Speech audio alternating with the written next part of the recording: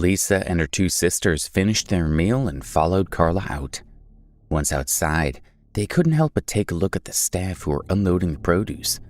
They saw that there was lobster, sea cucumber, abalone, and other expensive ingredients in the truck, which seemed to be the same one they had seen days ago in front of the Sunset restaurant. Where did all this stuff come from? It looks pretty good, the chef said as they studied the goods. The lobster's from Canada, the sea cucumbers from Australia, and the abalone's from Germany. Don't worry, everything is the world's best, the delivery man said.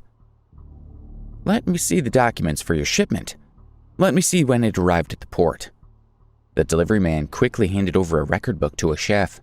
This was the official data, and it recorded all the information of the shipment in detail. Hey, you don't trust us yet? The goods I'm giving you must be the best in New York. These goods were checked and accepted by customs an hour ago. They're definitely the freshest, the delivery man said with a smile. Okay, the chef said as they looked at the documents and nodded their heads in satisfaction. They had already picked out the ingredients that they needed and asked, "Where are you going to send the rest of this?" We take them to the Sunset restaurant first. Although they're leftovers, these are still top produce. I estimate that this hotel is the best in all of New York, the delivery man said as he loaded the remaining food into the truck. This scene stunned Lisa and the others. The produce for the Sunset restaurant was chosen from their leftovers? Doesn't that mean that the food here is better than at Sunset? How is it possible that the cargo could be transported here within an hour of reaching port? She asked herself. When Lisa recalled the taste of the food that she had just enjoyed in the dining area, it really had been more delicious than what they'd eaten at Sunset. Lisa, Fiona, and Natalie felt a great heartache. That meal at Sunset Restaurant had cost many thousands of dollars, and they had made big fools of themselves. They had never thought that they would be able to enjoy a feast that was worth so much money but would be free of charge at Azalea Guest House. Plus, the ingredients were even fresher than those at Sunset. They had stayed in Azalea Guest House for a week for nothing, but they had never eaten a single meal there. When they thought about losing so much money all at once, Lisa and the others felt as if their hearts were being cut out bit by bit. "Are you all right?" Carla asked with concern. Why did the three of them turn so pale all of a sudden? "Mind your own business." Lisa gave Carla a hard look, thinking that Carla had been dining at the hotel all week. She looked at her with even more distaste, as if she had taken advantage of her. Walking around the garden path in the courtyard, Lisa and the others finally felt a little better. However, there was still one thing that they couldn't understand. Why was the Azalea Guest House restaurant so much more sophisticated than Sunset? This was just a rundown hotel that was about to shut down. At that moment, they happened to be near the hotel's front entrance. "I'm sorry, but please don't pass yet.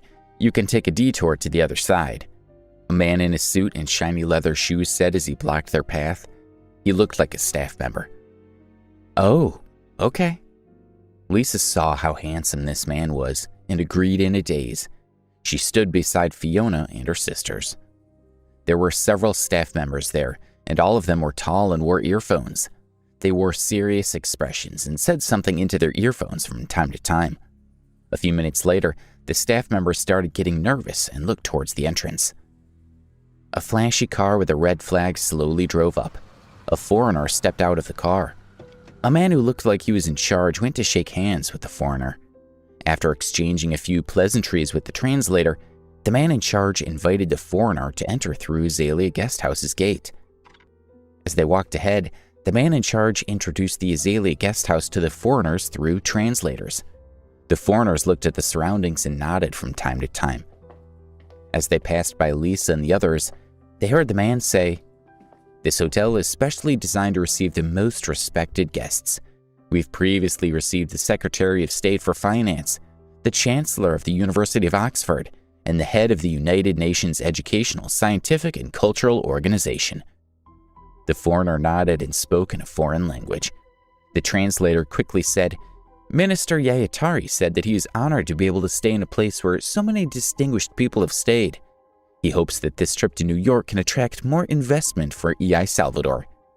Lisa and the others were shocked when they heard their words. What kind of hotel was Azalea Guest House?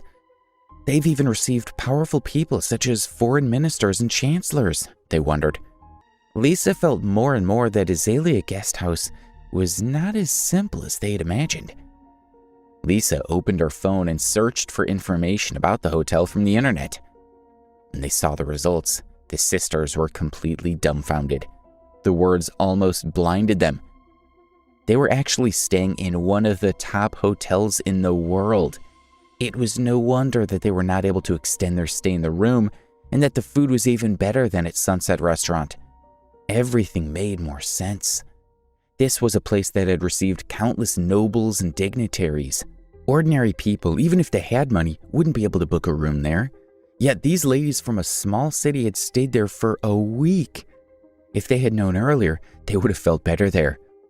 Lisa's gaze shot toward Carla. Her eyes lit up. I'll go back first, Carla said as she was terrified by her stare. Don't go, Carla. Are you leaving tomorrow as well? Lisa asked as she moved closer to her. Alex has already helped me pay. I can stay here for a few days, Carla said in a low voice. Carla, let your daughter's boyfriend help us out for a few more days. We want to stay here to keep you company. Lisa had changed her way of addressing her. She definitely couldn't use Alex, so her only hope was Carla. Carla, please help us talk to Alex. Did you forget that we were the ones who gave you the plane ticket? Said one sister. I believe Carla will definitely help us renew our room since we came to New York together, said another sister. All right. Carla wasn't the type to fuss about it, so she agreed. She gave Alex a call, asking him to get a new room for Lisa and the others. Previously, Debbie had told her that Alex's family background was also pretty good. At that time, Carla didn't really believe it, but she believed it now. However, Carla didn't know how big his family was, so she had to ask Debbie about it when she had time. Thank you, Carla. Take care. After Lisa and the others respectfully escorted Carla to her room, they strolled around the courtyard. Knowing that this was such an important hotel, they even felt that the hotel's bathroom was more fragrant than the flowers outside. The three sisters walked around and took fancy photographs, which would be evidence for their later claims that they had been to this hotel. After 2 hours of photographing, they finally returned to their rooms with satisfaction. I didn't expect Alex to be able to get a room at a great hotel. Now that I think about it, that kid is quite handsome, Fiona said as she sat on the bed and looked at the photo on her phone. At first, I saw that he was poorly dressed and didn't have a watch. I thought it was a pauper with a poor woman like Debbie. But now it seems that he isn't that simple, replied Natalie. I'm rich myself, but I've just asked how much it costs to stay here for a night, and it's more than $20,000. Who could possibly afford to spend that much money? Lisa pondered and said, Don't forget this is a particularly exclusive hotel. It's impossible to book a room without status. Yeah, I think it's strange now. Think about this. Why did Manager Hood treat us so courteously on our first day at Sunset Restaurant? It must have been out of respect for one of us. At first, we all thought it was Darren, but it doesn't look like that's the case after what happened today, Natalie analyzed calmly. Only Alex. Lisa paused, then continued. I didn't think that Alex would hide himself so well at such a young age. That's right. Which of the normal rich kids aren't arrogant and cruel? How many of them can be calm and collected as he is? It seems like this Alex is no ordinary wealthy man. This kind of person is very powerful. He will definitely be very successful in the future, Fiona said, and the other two nodded in agreement.